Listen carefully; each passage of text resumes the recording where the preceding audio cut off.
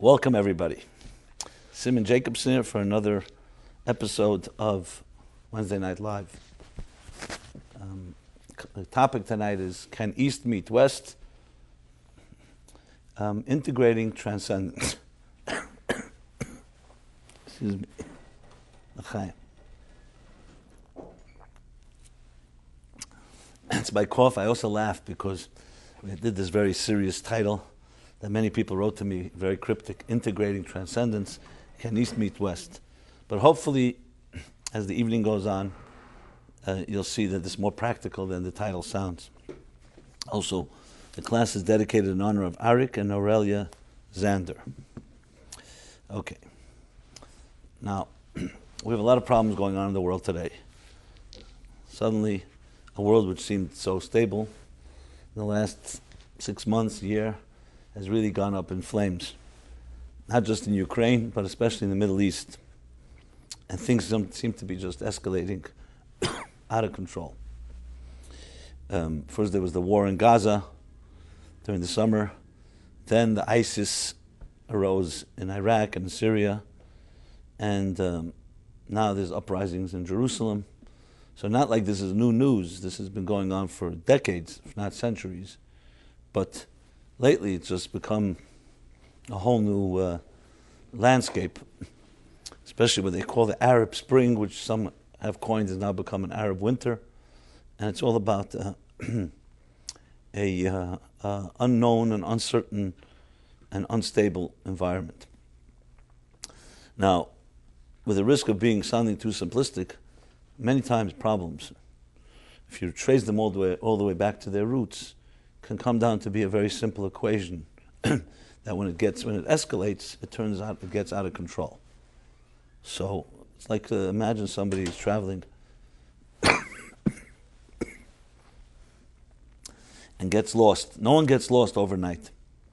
What happens is you waver off the road just a bit, and instead of stopping, you continue, and you continue, you continue. By the time you realize it, you're so off course, there's no way back.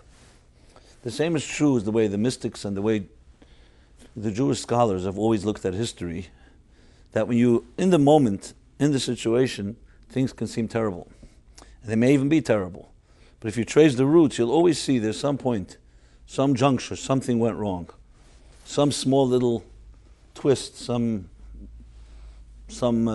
disconnection, and that in turn, as it escalates and magnifies and amplifies, turns into a major problem.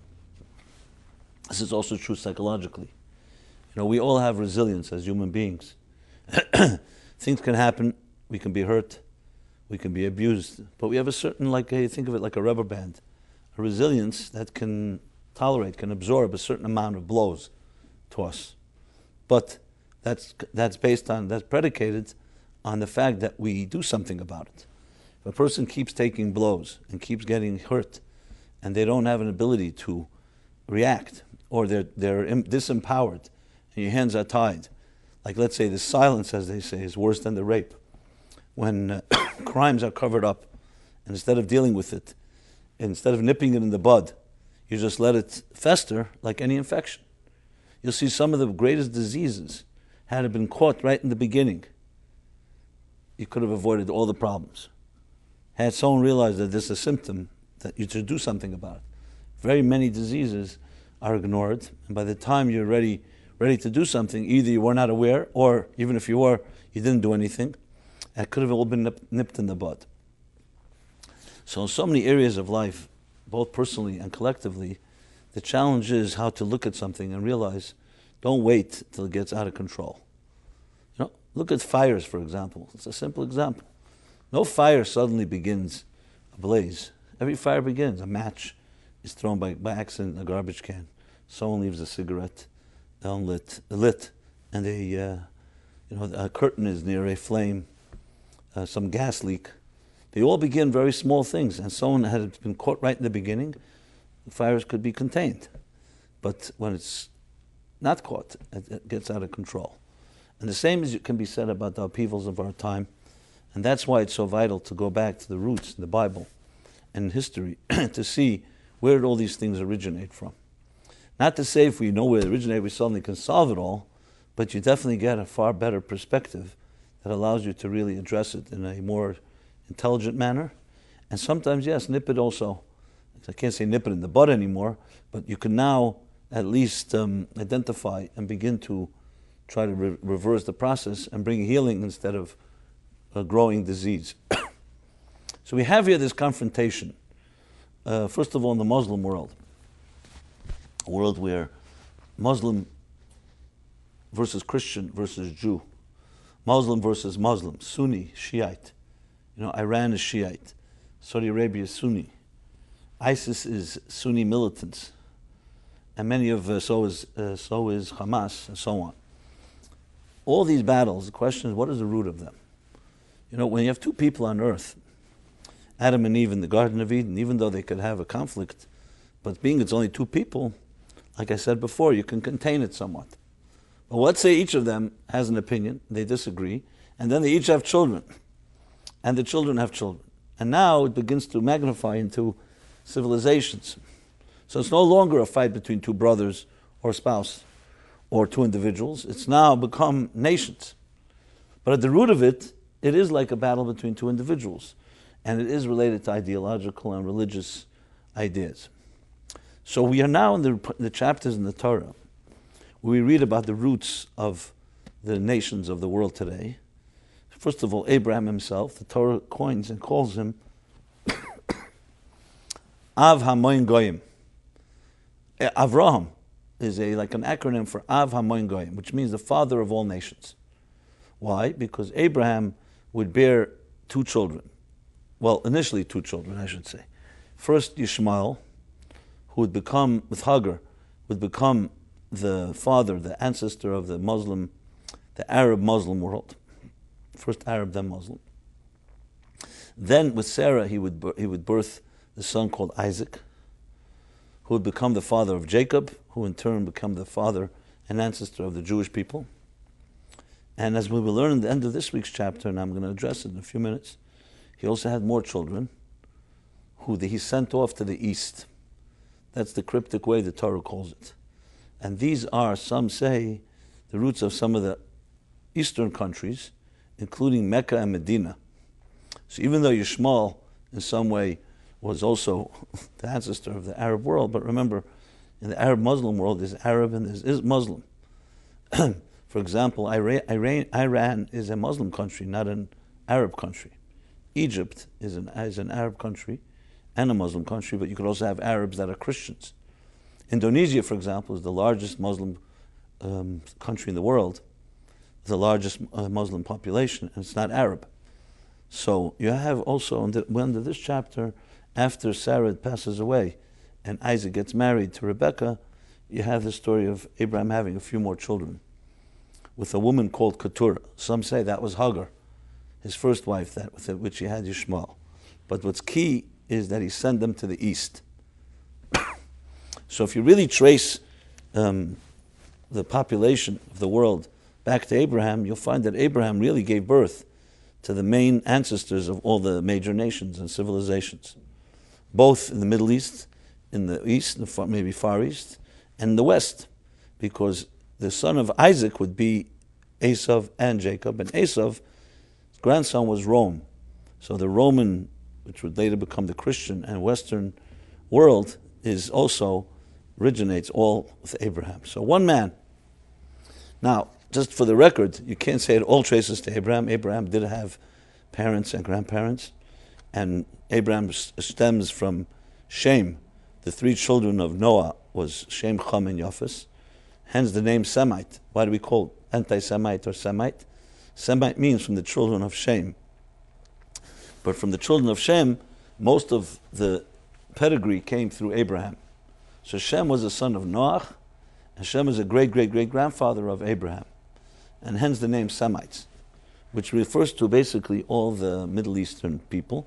Also Arabs and Muslims are called Semites, by the way, because they're all children of Shem. I mean, today it's associated mostly with Jews, but Semite comes from the children of Shem. That's why the name Semite. Okay. I apologize for my cough. I hope it's not affecting my mind, but it is affecting my delivery, so be it. We have a doctor in the house who's going to get me hot water. And he thinks it's going to solve the problems. Okay, fine.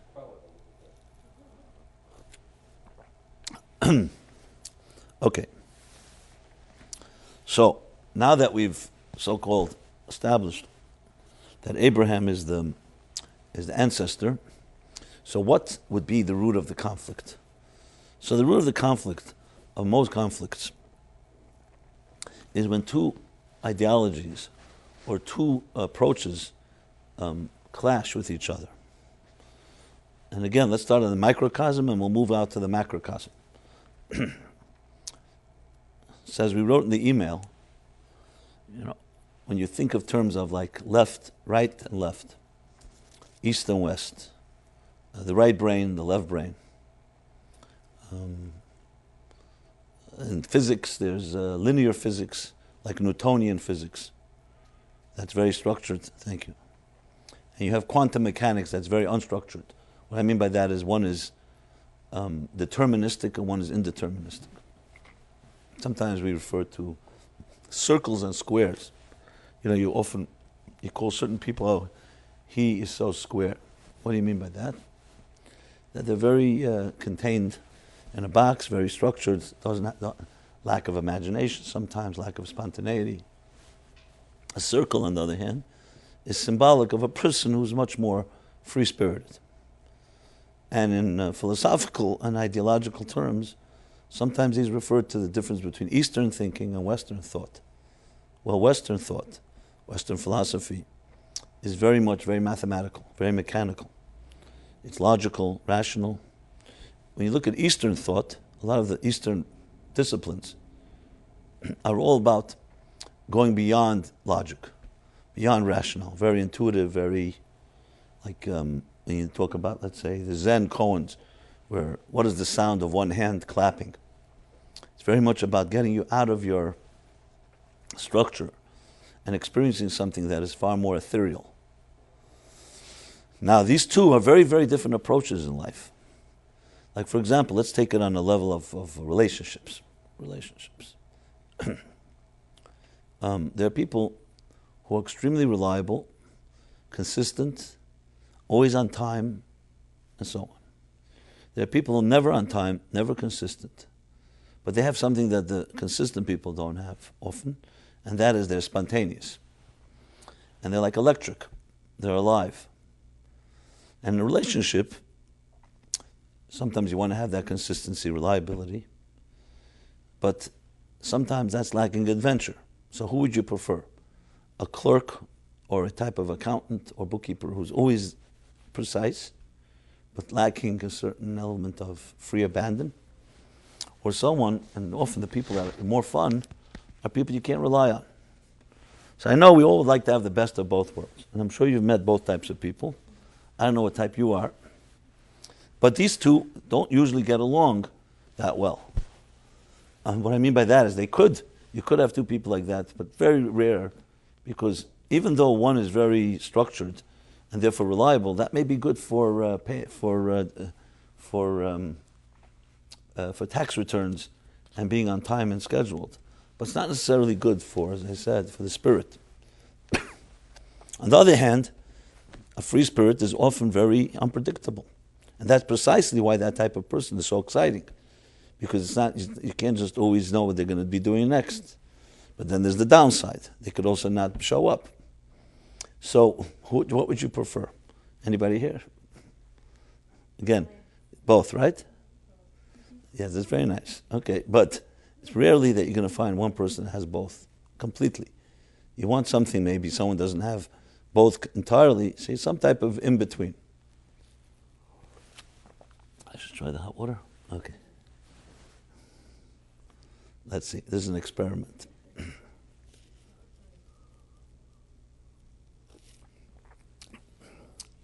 Got to cool off a little. I don't want to burn my tongue. I have enough problems. I don't need another burnt tongue now. You all know the sentiment. I'm just using it as an example. Obviously, we could probably find people in not one extreme or the next. I'm just using extremes to make the point. Sometimes, I've discussed this in previous classes, The way sometimes it's described, I describe it based on Kabbalistic and Hasidic literature, texts, is that there's solar people and there are lunar people. The sun and the moon. The sun is a consistent, powerful entity. You can rely on it. The moon is always waxing and waning. Literally every day it's different. Often the feminine energy relates more to the moon and masculine energy to the sun. But let's make it clear, this doesn't mean that all men are reliable and all women are not. As a matter of fact, I'd probably argue the other way around. But it just tells you that there's two types of personalities. And here we're not talking about women and men per se, we're talking about a feminine archetype and a masculine archetype. And in truth, for a healthy life, you really need both. Think of a tree. For a tree to be a healthy tree, it has to have strong, solid roots. You can't have the roots shifting every minute, or else the whole tree will fall. You need a strong foundation. At the same time, a tree continuously always grows in all directions. It spreads its wings. So in essence, they really complement each other if you're able to master the ability to not be locked in your personality. This is where the Hasidic concept of bittul comes in, when a person is able to get beyond their own personality. So even if they are a personality of stability and consistency, but if they don't take themselves so seriously, they're open also to growth and movement. And the same thing with the free spirit. Someone who's always spontaneous and they don't take themselves so seriously, sometimes they know it's time to rest your hat and be there, come on time, or be there and committed and so on. So it's definitely possible to find both. But initially, especially when left to our own resources without any discipline, these two personalities are very, very diametrically opposites. This is like the essence of a circle and a square. Where a square is very structured, you can know exactly and measure and say, here are the edges, here are the angles, here are the corners, and so on. In a circle, there's no top and no bottom. There's no beginning and no end. That's what a circle, even mathematically, a circle doesn't have a top or bottom. It's a perfect circle. Song, music is compared to a circle because it doesn't have, even though we could begin and end a song, but technically you can keep singing and singing, it just flows. Whereas a sentence has a beginning and an end. So generally linear thinking is structured. It has a structure, geometrical structure. And digital thinking, let's put it that way, or nonlinear thinking, is very much non-structured. That doesn't mean it doesn't have a structure. It means to say it's not defined by a structure. It's far more ethereal and its boundaries are not as rigid. The challenge is, can you bring these two together? And this, as you'll see in a moment, is the challenge of our times and the challenge that was back in Abraham's times. So let's talk about more in religious context now, or godly context. Here we live in a world, each of us, which is very much driven by self-interest. The driving force in most people's lives is taking care of their own needs, their own needs of survival, sustenance, food, garments, shelter, love, everything we need to survive. Now, naturally, what will happen when two people who each one has their own interests in mind come together? There'll be a clash. Not all the time, but what happens in my interests don't serve your interests, and your interests don't serve mine. What happens? Unless we come to some form of compromise or some form of collaboration, give and take, we can clash with each other. This, in essence, is where all war is born.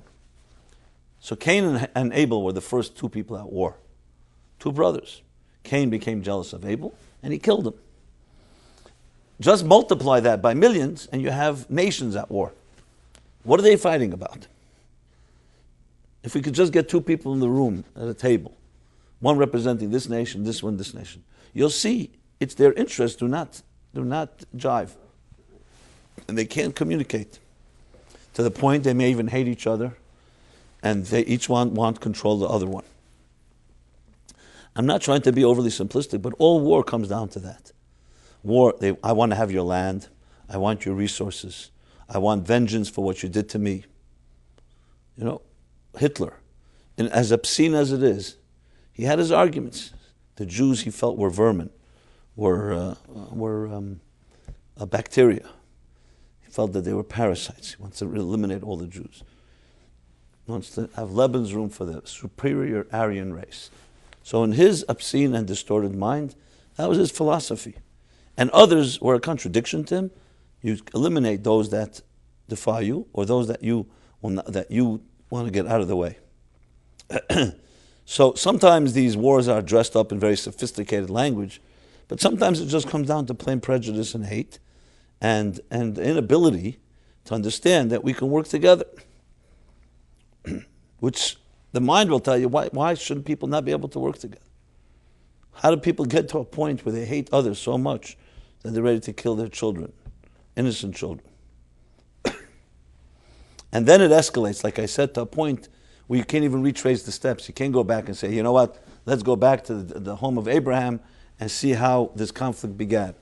Today it's become already national. It's become global. You have nations, entire millions of people who subscribe to a certain ideology, and they see another ideology as a contradiction to that. So as sad as it sounds and tragic it is, but it comes down to simply an inability for humility to be able to recognize that everybody has something to give and to take. To the point where you begin to think, especially when you're very passionate and ideological, and Hitler was not religious, but especially religious, that you think that my ideology is what God wants. So now it becomes a holy war. Now frankly, even Hitler, Yimach Shemai, and Stalin, even though they were not religious, they were anti-religious. But they also had the same they were like religious passion as well. They believed in their ideology just as much as religious people believe in theirs. They felt they were God-given, God sent, whatever their definition of God was. Meaning they didn't just say, oh, I have an opinion. They felt that they had a monopoly on what needs to be done. Once you have that, that means an utter lack of recognition of humility. Like what the founding fathers, who wisely, taking it from the Torah, wrote, all men are created equal. All people are created equal, I would add. And each has inalienable rights endowed to them by their Creator. Which means our birthright is that we have the freedom to speak, the freedom to express ourselves, the freedom of religion, the freedom to believe or not believe whatever we wish. That foundational element, if that's lacking, you have the root of all war. This is why the Torah is so fundamental. Right in the beginning says, the human being was created in the divine image. Everyone, 7 billion people on earth, would not be here if God did not want them here. Even people that consider us their enemies, and we may consider them our enemies. They're still created in the divine image. The question is whether they're living up to the divine image, or it's concealed and they're just living up to their own image, what they want. And they put God into, instead of us aligning ourselves to the divine image, we align God to our image and our interests, which is the ultimate arrogance of taking the Creator and turning the Creator the way the creature wants to go, instead of the creature following the Creator's plan. And hence we have what we have today in the world. With everyone claiming, not everyone, but many claiming, I have a monopoly on the truth, and anyone else should be beheaded, annihilated, destroyed. Think of the irrational call for Israel's destruction. Why? You want to have something, negotiate, argue, even go to war if you want. But why Israel's destruction? Why do they need all Jews dead? Why do they need to destroy the whole country? You ever hear Israel calling for Iran's destruction, for Saudi Arabian destruction, for Egyptian destruction? Even with all they've done, we don't call for their destruction. What is this irrational hatred? But this is what happens when you go off course. You go so far, you can't even know where you came from. Jews have never gone that far. That's why we don't call for anyone's destruction. Yes, we'll defend ourselves. We're not going to let someone kill us. But we are not here to annihilate anyone. We're here to persuade, to encourage, to inspire, to educate. So what happened exactly in Abraham's home that led to all this? Well, Abraham entered into a world, a pagan, self-interest driven world. And he came to recognize And I discussed this at length last week and 2 weeks ago, so I'm not going to elaborate. He came to recognize that no way that this is a healthy world. He realized self-interest cannot be the driving force. Survival of the fittest, dog eats dog, is just not, in his mind, a sound ideology. It may be the default that people gravitate to because they're selfish and they're lazy and they're not interested in growing. But no way this is the purpose and meaning of existence. So he went on this long search and he discovered God. He discovered that this universe did not begin with us and our self-interest. It began with a divine plan, just like an architect builds a structure, and just like a composer composes a piece of beautiful music, a symphony, and an artist a beautiful piece of art, and an author a powerful book. God is the cosmic engineer that created a world, a beautiful world. But he created individuals as independent entities who in their independence can choose to go either way, as the Torah says. There are two paths before you. The path of death, which means self-destruction of self-interest and the conflicts with everyone around you, or the path of life. Or b'charta b'chaim, the Torah says, and you shall choose life. But God made it in a way that that we have to choose it. In other words, he created an agnostic universe where we can easily deny that there is a God. We can easily deny there's a purpose. We can easily deny there's anyone but me. Aniva avseid, me and nothing else. We can convince ourselves that I'm the center of the universe. And many people actually live that way, except it's not very popular to announce it. But if you look at them, you see, everything's about them. Whether it's narcissism or selfishness or self-absorption. You know, there are people who are blatantly that way. They're like almost like a black hole. Anything that comes close to them, they swallow up. I'm sure you've met people that just use everyone. They're users, parasites. Some dress it up, what they call sycophants. Some dress it up more sophisticated tools, and some not so sophisticated. Then there's those that don't show it so openly, but self-interest lies at the heart of everything they do. However, they're wise enough to understand that to succeed in this world, you need other people. So they work with others. But then when push comes to shove, they can stab you in the back and screw anybody if it ultimately affects their self-interest. This is the world in which we live. Most of us, maybe when we're younger, don't realize it. Then you suddenly see what people are capable of doing. This is a world without God. This is a jungle. Everybody does as they see fit. Abraham recognized in no way this is the purpose of existence. He realized that behind the curtain lies a force, an engineer, a cosmic creator that put it all here with a purpose. The purpose is use your free will to, instead of pursuing and succumbing to your self-interest, to come together, to find love and build justice and virtue and charity and giving. And that's what Abraham dedicated his life to. Like I'm saying, I'm making a long story short. Abraham took years, decades for him to come to this. But once he did, it was as clear as day that this is worth living and dying for. And that's what he dedicated his entire life to. That's Abraham, the great Abraham. And he pioneered a new path that he taught his children and his grandchildren and said, this is the path that I want generations to come to pursue this path. And here we are, almost 3,800 years later. And we know the path. It's been documented. The Bible, the Torah, the Jewish people, and it's spread all over the world. These ideas and principles of virtue and justice today are very popular. That still doesn't mean everyone lives by them, but at least they're standards that are now not just the domain of individuals, but they're institutions based, they're governments based on it. I just quoted from the Declaration of Independence.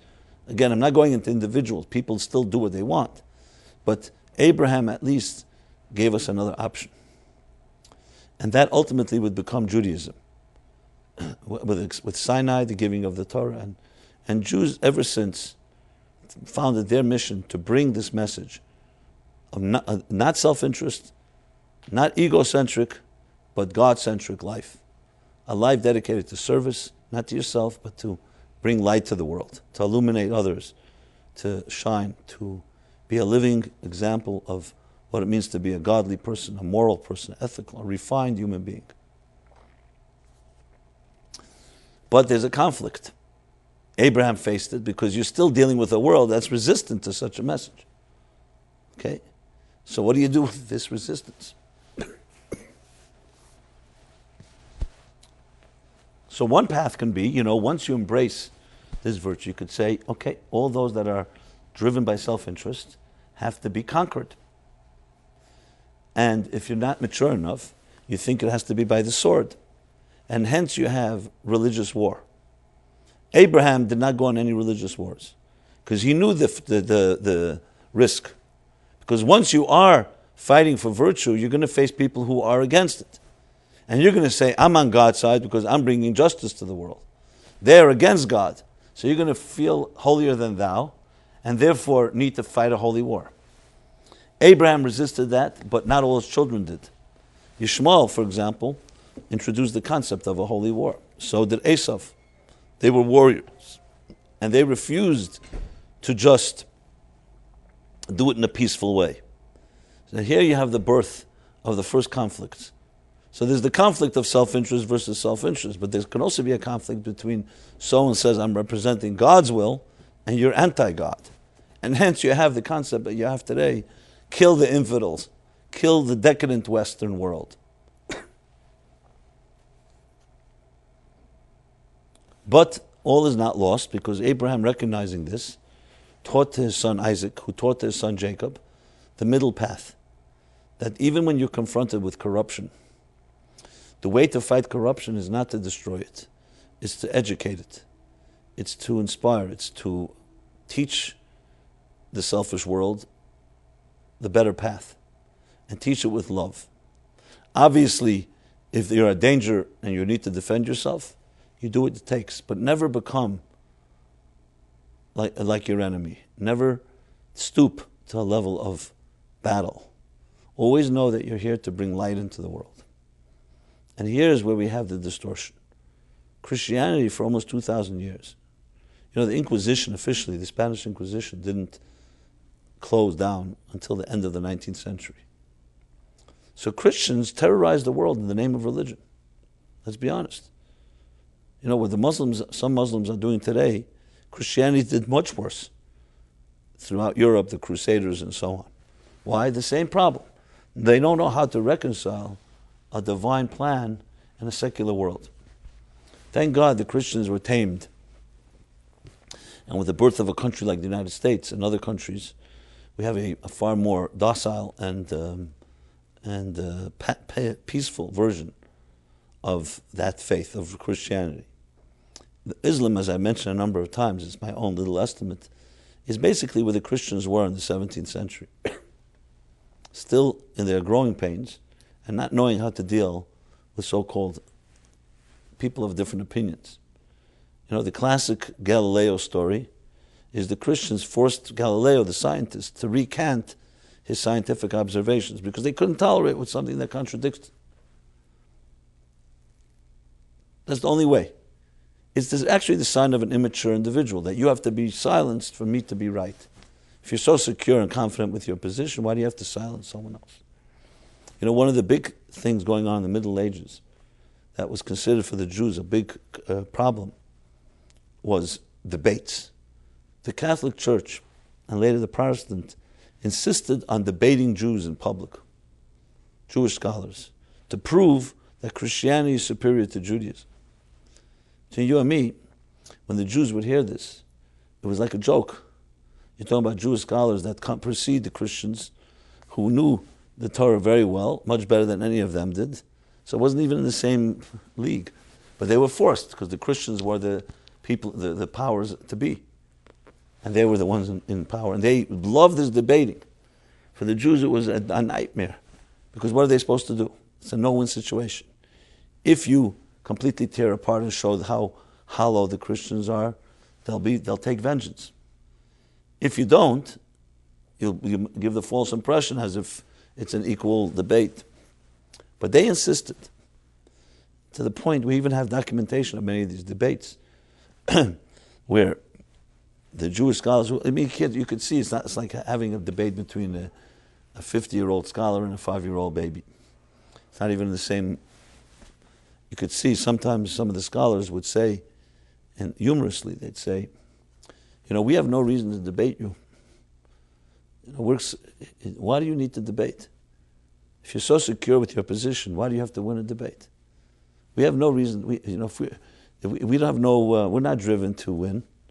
You're fine. You could believe whatever you want to believe. You want to believe in Jesus, fine. The Christians didn't even understand the insult, because that's what it is. If one person insists on debating, the other is not. What does that tell you? The only one who wants to debate is the one who feels that they're inferior and they need to prove something. Let's try it. Maybe cool down a little.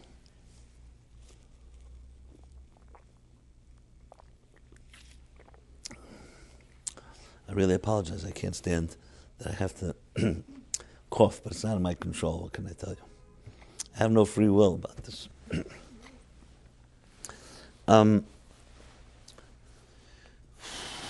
Because what it comes down to is that, if the Old Testament is perfectly fine, why do you need a New Testament? We don't call it the Old Testament because we call it the Torah. That's it. That's what it is. But at the same time, our interest in Judaism is not interested in converting anyone to Judaism. As a matter of fact, you dissuade people from converting. You know why? Because every person on earth can serve God. You don't have to be Jewish to serve God. For some reason, Christians and Muslims always felt and still feel that converting a Jew is the biggest thing. Why? What's wrong? Let them be Jewish and you be Christian. You like Christianity. Because deep down, let's be honest, the younger cousin is always feels inferior, that maybe I'm wrong. So as long as there's a Jew out there, maybe it's a reflection that they're right and we're wrong. Now, we're not interested in pulling such rank. Maimonides actually writes something fascinating. He writes that Christianity and Islam helps pave the way toward Mashiach because it brings the belief of Mashiach and unity, of divine unity, to the farthest corners of the world. It's perfectly fine.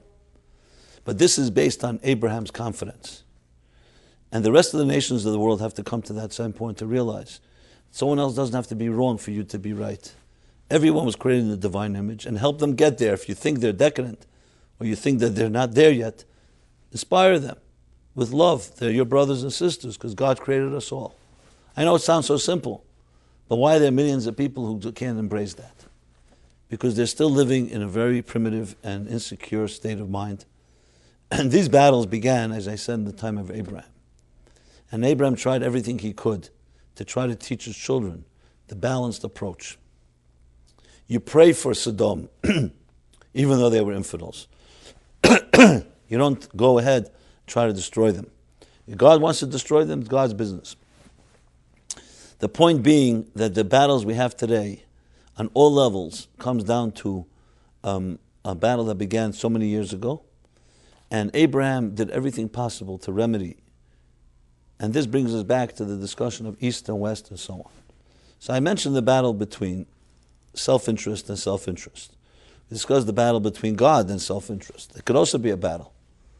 I always bring the story with Rabbi Shimon Bar Yochai, just to find in Judaism itself, Rabbi Shimon Rashbi, the famous Rashbi from Lag BaOmer fame, his Yortzeit in Israel's big pilgrimage, hundreds of thousands of people go up to Miran. Have you been there? Okay, so you all know what I'm talking about. So he still captures the imagination of people today and unites everyone. Sephardim, Ashkenazim, the whole works. Who's this man, Rabbi Shimon Bar Yochai? He was both a great sage and a great mystic, the author of the Zohar. And there are many statements made about him in the Talmud that make him very unique. His power, his ability to bring compassion, nullify judgment, sweeten severities, and all the different things attributed to Rabbi Shimon Bar Yochai. Now, the interesting story with him, the time of the Romans, they decreed that no one was allowed to study or teach Torah. And Rabbi Shimon Bar Yochai was obviously a great teacher. Because he did not abide by their law, and it was the death penalty was the punishment. So when they began looking for him, he had to hide. So the Talmud tells the story how he hid for 12 years away from civilization. He lived in a cave with his son. The Talmud says how he was fed, etc., and so on. Now you can imagine a mystic like Rashbi living in such seclusion for 12 years. He became extremely, extremely refined because he wasn't even involved in anything of daily mundane activities. So the Talmud tells a fascinating story that when he finished, the 12 years were over, which means the Roman Empire died or whatever, the decree ended, and he was allowed to come back. So when he returned to civilization, whatever he looked at began to burn. Why? Because, whether literally or figuratively, because Rashbi was so refined, he could not tolerate the pettiness, the shallowness and superficiality of the world around him. You know, people involved in things that were completely meaningless. So whatever he looked at began to burn. He was like destroyed because of his intensity. So God said to him, "You're not ready to come back to the world. Go back one more year." And this was not because of the decree of the Romans. Now God decreed. Go back one more year, a 13th year, bar mitzvah, maturity. You need to reach a level of spiritual maturity that now when Rashbi came back a year later, whatever he looked at, he repaired. So you think about it. Which is more powerful? You would think someone who's so intense, his eyes are so pure and holy, whatever he looks at starts burning. Sounds very high level. Nobody's destroying in the process. Maybe with good intentions. Higher level is to be able to contain your laser energy and intensity and focus it to helping repair, helping inspire. So you have, in a nutshell, and both are methods that we're talking about a Jew. We're not talking Muslim, we're not talking Christian. Both, because you see, even in the Torah, you have both methods. And one is acceptable and one's not. Now, this doesn't mean that we don't have opinions. This does not mean that we accept everything as great. No. Crimes are crimes, and mitzvahs are mitzvahs. You see someone doing something wrong, you don't just say, "Oh, it's all beautiful and great." However, the question is, how do you help correct it? Do you criticize it and judgmentalism, and you burn and you fight? Or do you learn to elevate and refine? Even when you're with friends, what's a good friend? A good friend is not someone that's just going to tolerate anything you do. Let's say you did something really inappropriate. You insulted a good friend of yours. Or you did something else, inadvertently or intentionally, whatever. A good friend is not just going to say, "Oh, it doesn't matter." A good friend will come to you in a nice way and say, "You know something, you really hurt me." They're not just going to, but the way they'll say it is in a loving way. They're not going to come tit for tat and stab you. That's a good friend, a healthy person. There was a man, a Hasidic Jew, his name was Rabbi Schoenberg Gordon. He was a rabbi for many years in Maplewood, New Jersey. So he tells a story. He's passed away, but he told the story. When he was a younger man, he was by the previous Chabad Lubavitcher Rebbe, Rabbi Yosef Yitzchak Schneers. And he asked him, since he's going to Maplewood, he's going out, what should be the attitude when he sees Jews who are not being observant, not Shabbat, Kashrut, and so on? What should be his approach? Which means, should he rebuke them and chastise them? Should he ignore them? What should he do?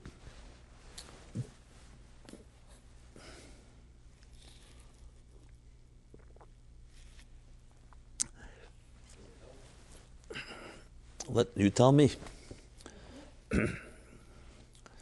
If anything, it's attacking the symptoms at best, not the roots.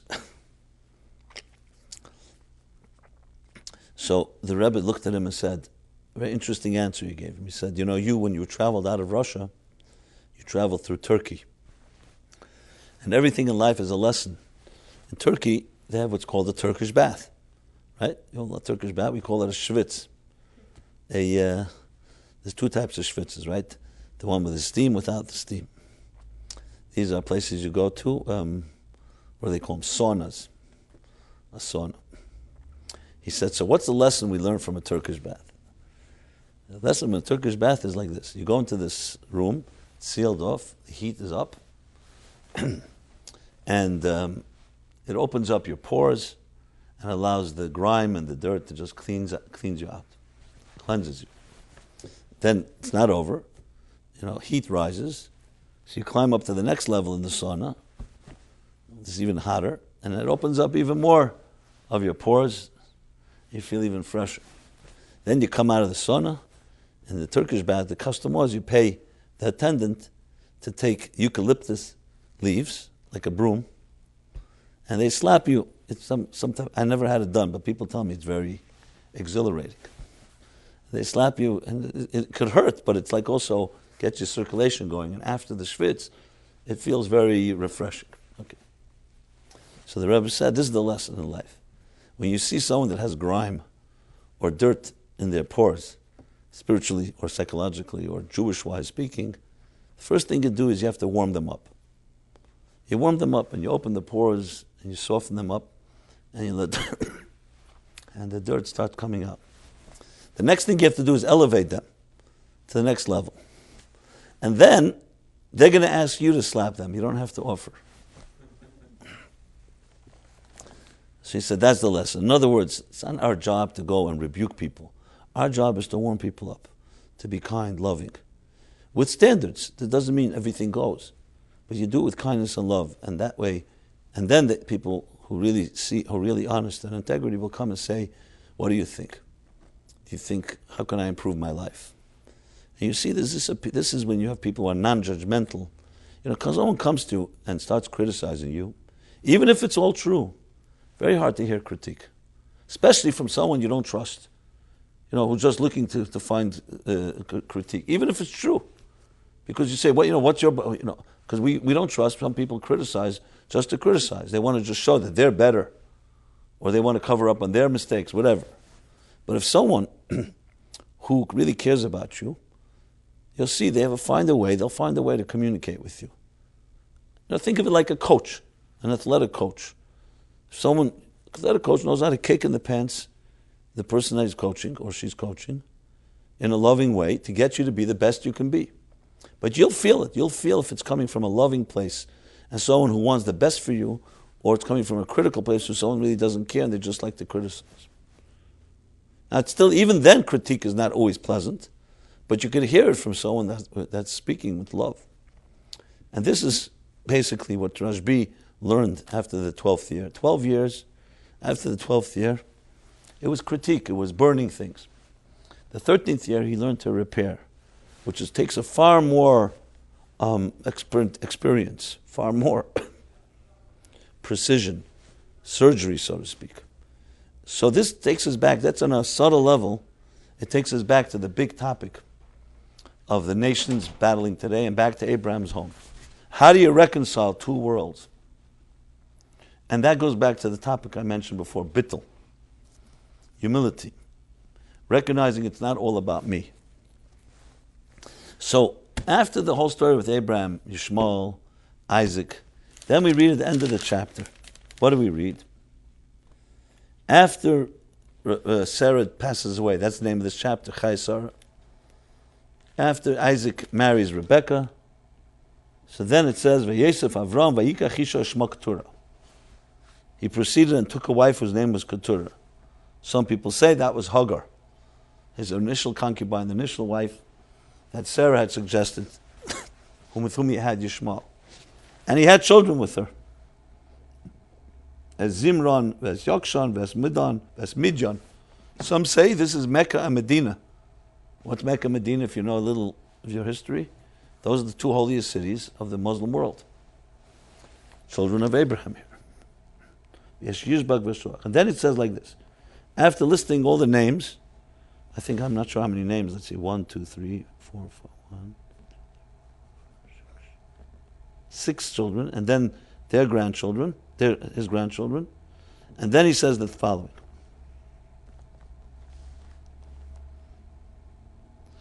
Abraham gave them gifts. The Hebrew. Nasl Avram matones. Vayishalchem me'al yitzog bnei beidenechai kadmo el eretz kedem. He sent them to the east, to the land of the east. That's what it says.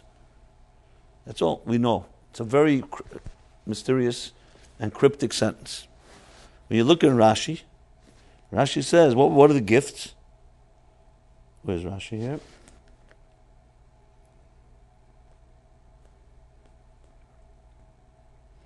He gave them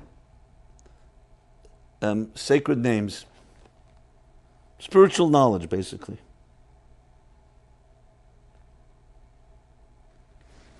To the east, remember, Abraham at the time lived in Israel. So the east would be everything east of Israel. Now, east literally does not mean a few kilometers away. It means to the east could go all the way to India, even further. So it's not surprising, and many have pointed out, that this is the root of why you find so many, in Buddhism, so many references and parallels to Jewish mysticism, including references to Brahmin, which in Buddhist language is Abraham, Brahman, and other words like that. But regardless, there's no question that Abraham also sent his children on a mission to the east. So now you have it all covered. You have Ishmael would become the ancestor of the Muslim world. Esau would become the ancestor of the Christian Western Roman world. Isaac and Jacob, the ancestors of the Jewish world. And here you have the children going to the east, the eastern world, and which most likely led to the Far East. Because if you go with the population expansion, as they went further east, they probably spread even further. All from one man called Abraham.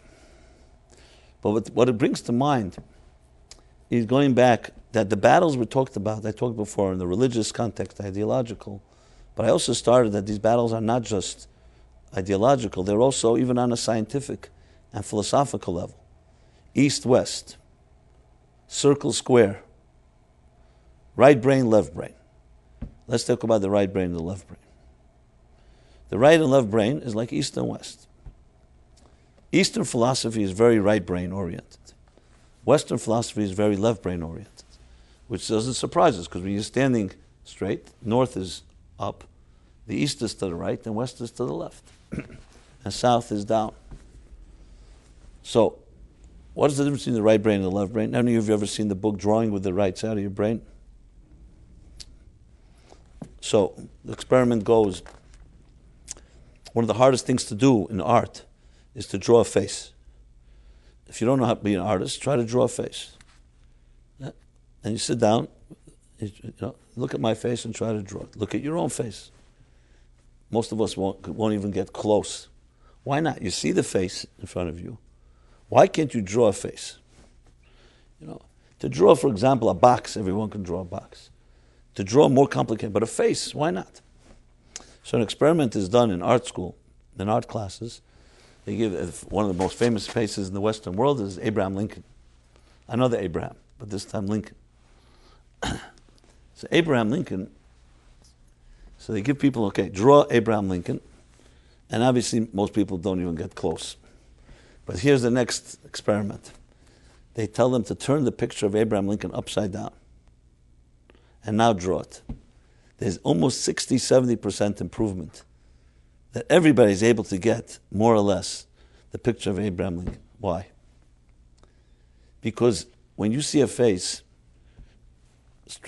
in the right side up, the right way, it's hard for you to break it down into details because you see the whole thing and you can't capture that on paper. When you turn it upside down, you don't see a face anymore. You just see lines. You just copy them irrationally even.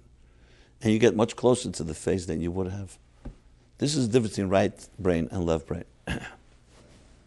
For a good artist to draw properly, they need the right brain, but they need to use the left brain to capture right brain thinking. Have any of you seen the talk on TED from what's her name? I always forget the name. It's called The Stroke of Genius. I don't remember her name, but I saw it. Right. You can look it up. Stroke of Genius. Then she wrote a book. The talk is brilliant talk. It's unbelievable talk. She's a neuroscientist. If you get the name, let me know. Very easy, just look up Stroke of Genius. I'll see. 3 names. Brad. I forgot the name.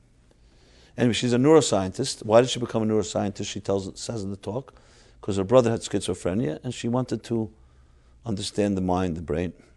Jill Taylor. What? Jill Taylor. No, I don't think so. Brain researcher. Neuroscientist. Huh? Studied her own stroke. Yeah. Jill Bolte. Yeah. Taylor. Jill Bolte Taylor, that's it. Okay. Good. Jill Bolte Taylor, fine.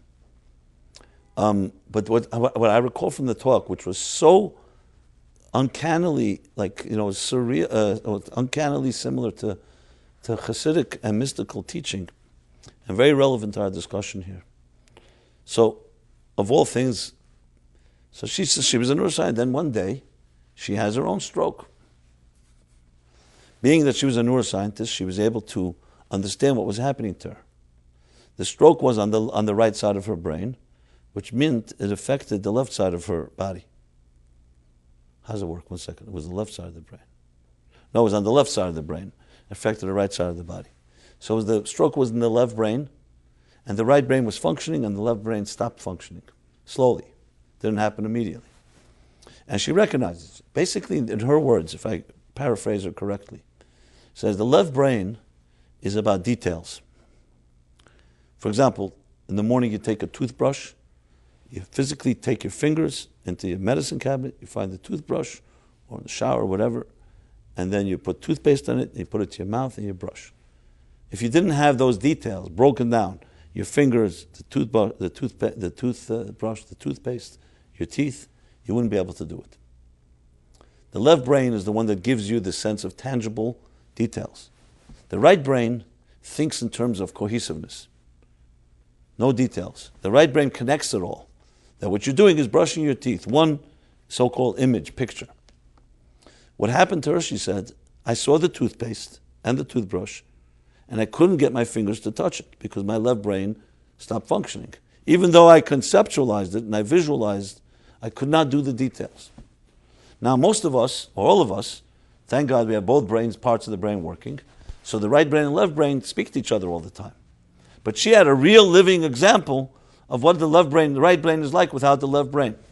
And the way she uses the words, I remember clearly, she says, the right brain sees the whole world as a field of energy. The left brain sees details. In quantum mechanics, sometimes in string theory, they use the example of a quilt. That there's a quilt, that the whole world that we see, you see chairs, and you see details, and you see trees and birds and so on. We think they're details, but the truth is they are all living and living on an invisible quilt. So imagine an invisible blanket, an invisible quilt. So when the quilt, someone shakes the quilt, everything shakes. But we don't see the quilt. So we're convinced that the world is made up of a bunch of fragments, and it's not. This is classic physics today, especially quantum mechanics, that there's an invisible field of energy that connects everything.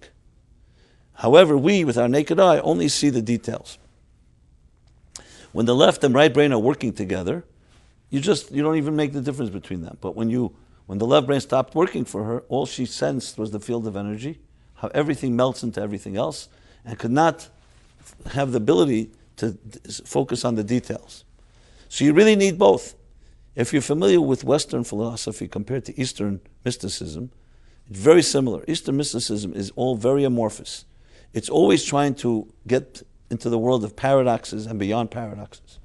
Western thought, Aristotelian thinking, is very mathematical, very logical. Doesn't mean it isn't brilliant, but it's very tangible. Newtonian physics is what they call the billiard ball effect, which all of us are familiar with. The laws of nature. What's the laws of nature? If I throw up an object, every time it will fall down. If I throw it up with exactly the same velocity, it will always fall down with the same speed. In other words, everything's cause and effect. Why is it called the billiard ball effect? Because when you strike a billiard ball, always in exactly the right angle, every time it will affect the next ball the same way. You can predict it forever. If it doesn't, it means that you did something different. Some different trajectory, different pressure, different energy. But if it's exactly the same, it will always be the same effect, which is essentially the basis of the laws of nature. You can rely on them, like absolutely know that the sun will rise exactly this and this time tomorrow morning. And tomorrow we know what time will rise, and a year from now and we know what will be in 5 years and 10 and so on. The predictable, consistent laws of nature. But then came quantum mechanics. And without going into a whole primer in quantum mechanics, suddenly a very strange world was discovered. That on a microscopic level, not a macroscopic, on the microscopic level, nothing is predictable. Well, I can't say nothing. That's not an accurate statement. I correct myself. There's a whole reality that's not predictable. Einstein, when he heard about it, he called it the fuzzy, he called it the, what do you call it? He dismissed it as like a superstitious thing. You can't rely. He said, God doesn't play dice with the universe. To which Niels Bohr responded, don't tell God what to do. So you have dice, you have a predictable laws of nature, which is the basis of scientific research, basis of outer space discovery. You know, we have spaceships that we send just now landing on a comet, spaceships that are controlled, that were sent out to space 30 years ago, 20 years ago, and they're still sending signals back. These are based on very, very fascinating but specific mathematical equations that are not changeable. And yet, on a microscopic level, we discovered there's a whole world what they call probability, indeterminism. There was a philosopher in the end of the 19th century, a French, his name was Laplace, Laplace. And he said something which the church went crazy about. He said that with scientific developments, give me the data, all the data on anything, and I can predict how it's going to behave till the end of time, including human beings. The only reason I can't predict is I don't have all the data. But give me all the data, what makes you tick. I can tell you exactly what you're going to do, he said, till the end of time. The church went up in arms. What about free will? To say it's deterministic undermines the whole basis of human choice. But then, just a few decades later, quantum mechanics discovered there's a whole area of indeterminism. It's no longer true. There's an area of science, macroscopic science, where given all the data, you can predict anything. But there's a whole level of microscopic science where there is what they call the uncertainty principle of Heisenberg. It's named uncertainty because there's certain areas in the microscopic world, in the quantum world of microscopic subatomic particles that are unpredictable, meaning that even if you have the data, you still can't predict. It's not just lack of information. It's fundamentally impossible to measure, as Heisenberg proved, the velocity and the position of a subatomic particle. If you have one, you can't know the other. Again, I'm not going to go into all the details. You can look it up if you like. So here you have two worlds that clash, east and west, circle and square, structure, transcendence, and integration, left brain and right brain. So you could think that these two can never come together. Rudyard Kipling wrote in the 19th century, he wrote about Britain, who was then controlling India. He wrote, they will never meet. Ever the twain shall never meet, he wrote. East can never meet West. Because the way of thinking in India, the British, who are so, square, but definitely Western thinkers, could not ever communicate with each other. And I'm here to tell you that he was wrong. On an ostensible level, it's true. It's a very different way of thinking. But if you go to Abraham, Abraham was both Western and Eastern, which meant he knew how to bring transcendence into structure. So let me explain what that means. One of the most transcendent things in life is music, right? Music can transport you to another time and place. Seems to be working, so I'll take another drink.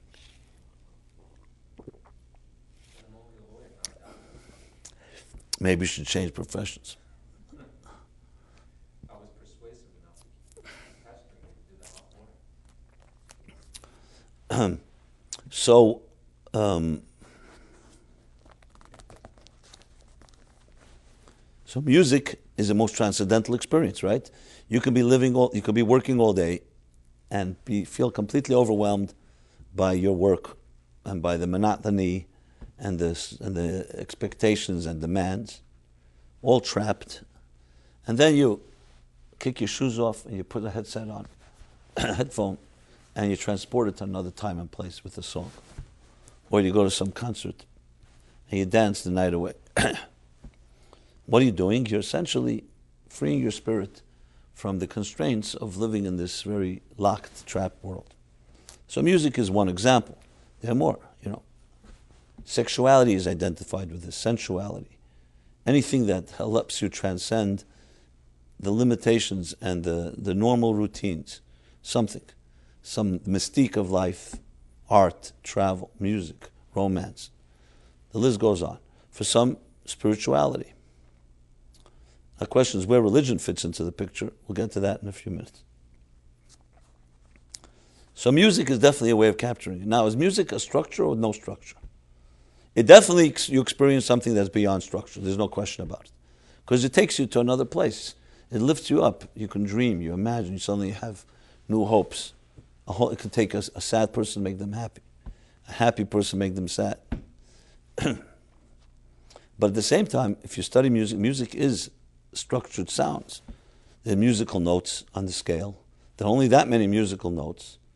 There are only that many notes, keys on a piano, or strings on an instrument. It's all structure in its creation, but it's structure that brings you to beyond structure. So you have a transcendence that destroys structure, like Rajbi after 12 years. His transcendence destroyed the structure, started burning everything. The 13th year, he was able to re-enter the structure and bring into it a transcendent dimension. When you hear about people like in the late 60s, early 70s, so Jimi Hendrix, Janis Joplin, Jim Morrison, 3 examples of people who were geniuses who OD'd literally in their early 20s. What was going on? They had unbelievable transcendent experiences, but they had absolutely no way of grounding it.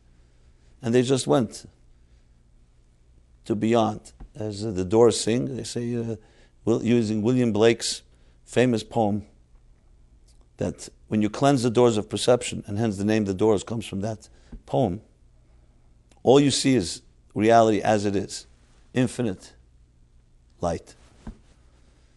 All mystics, all transcendent people are looking for that which is beyond, which you cannot define. But there's risks involved, because when you go there, you sometimes can't return. Nadav and Avihu, the sons of Aaron, went and got burned, and they could not return. They died in the fire, consumed by a strange fire. The 4 men that went into the Pardes, into the orchard, Rabbi Akiva was the only one that went in peace and came out in peace. They had a mystical experience, Pardes. They entered the Pardes. One died, one went mad, one became an apostate. Because when you see, sometimes you enter into deep spiritual states, and if you don't have the containers and it's not integrated, you can burn out. You saw that with those geniuses that I just mentioned. Rothko was a great artist, a Russian Jewish artist. At the height of his career, he had all the fame and wealth in the world. He commits suicide. People still wonder why. Well, I have my theory. He studied Jewish mysticism. He writes about, if you see big Rothko paintings, they're known for their size. There's like colored black boxes. So first he began, like many other painters, impressionist, and images that you can relate to. Then slowly he did, as others did, they became abstract, began to strip images from their externals to get them to the core elements. So his early colors were greens, yellows, blues, reds. As he went on, it became darker and darker. It turns into browns, grays, and his last ones are extremely dark. And you read his writings, he was studying the words of the Arizal about the Tzimtzum. And he was looking, where's the root of existence? And he found it in the Tzimtzum. Tzimtzum is the total black hole, the concealment. The problem was he should have studied some Chassidus, because after the Tzimtzum there's light on the other side of the curtain. But he hit the wall, which was total darkness, and that's right when he commits suicide. So at his height of his career, he came to the point where, like, basically he entered into a black hole. It's my little theory on the matter. But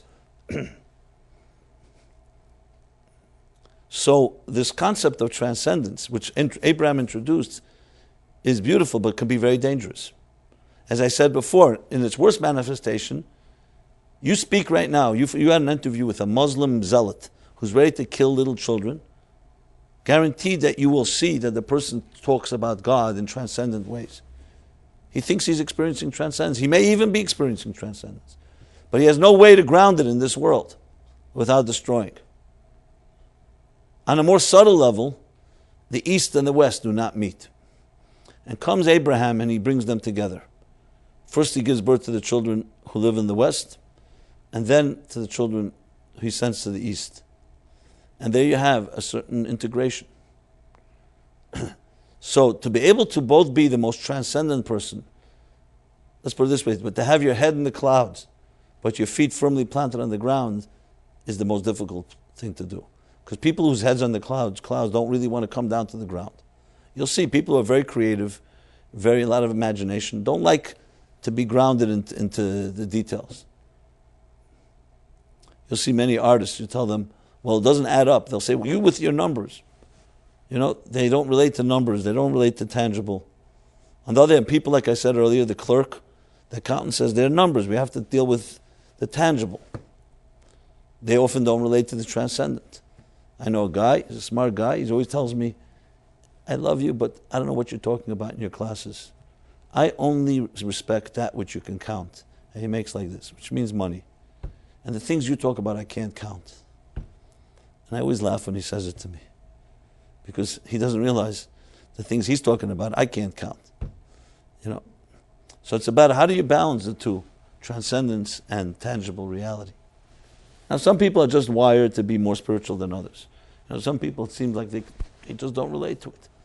But I believe everybody has spirituality. They just call it by different names.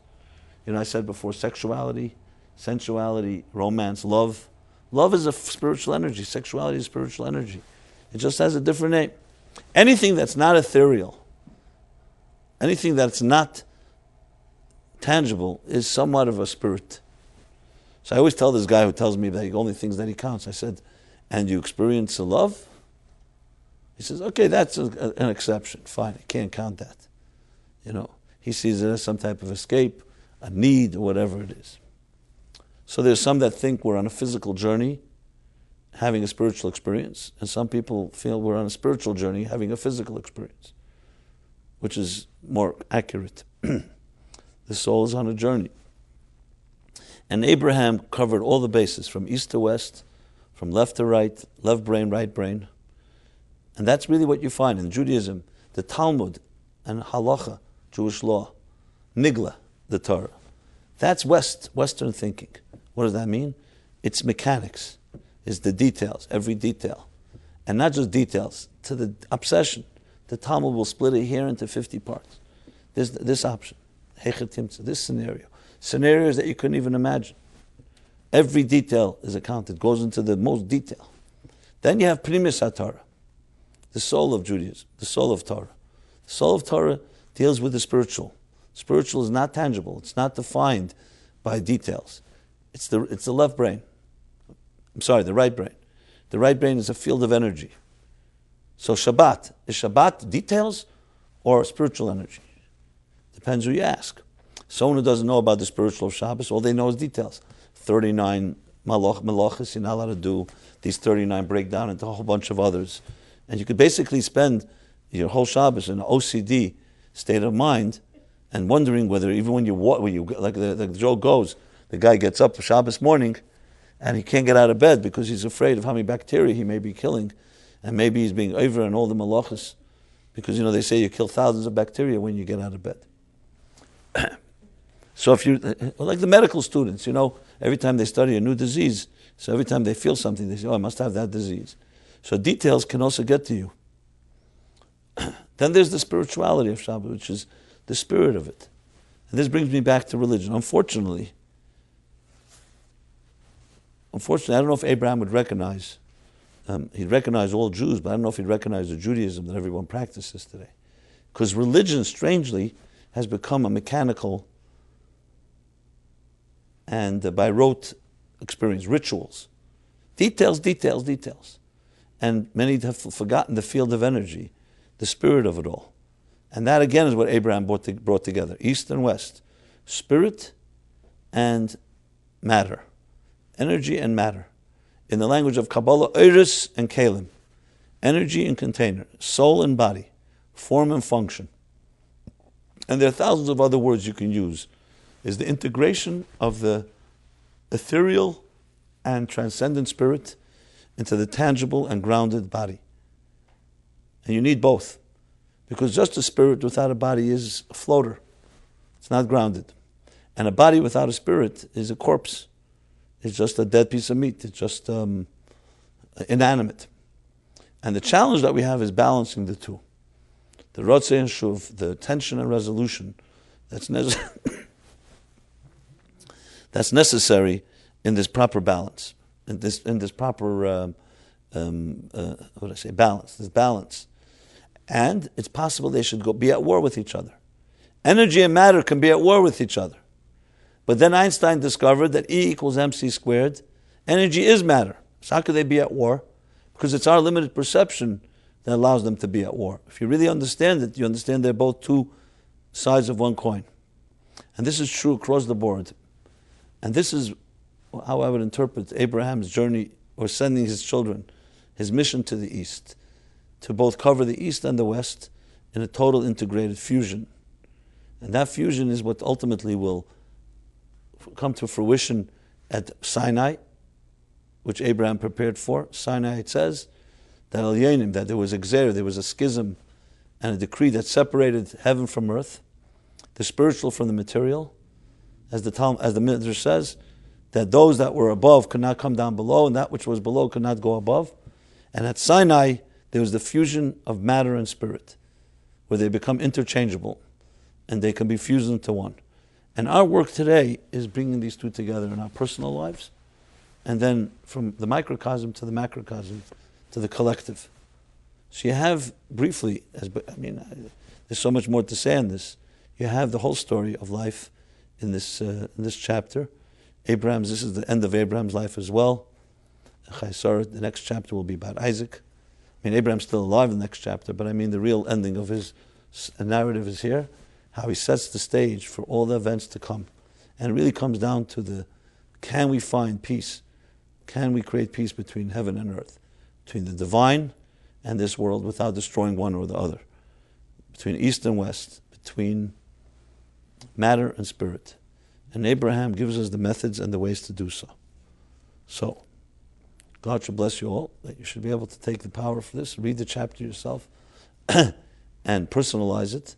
In everyone in our lives, we'll have these conflicts, each in our own way. How do we balance our work and our personal ideologies, home and work, our personal relationships, and the needs for survival?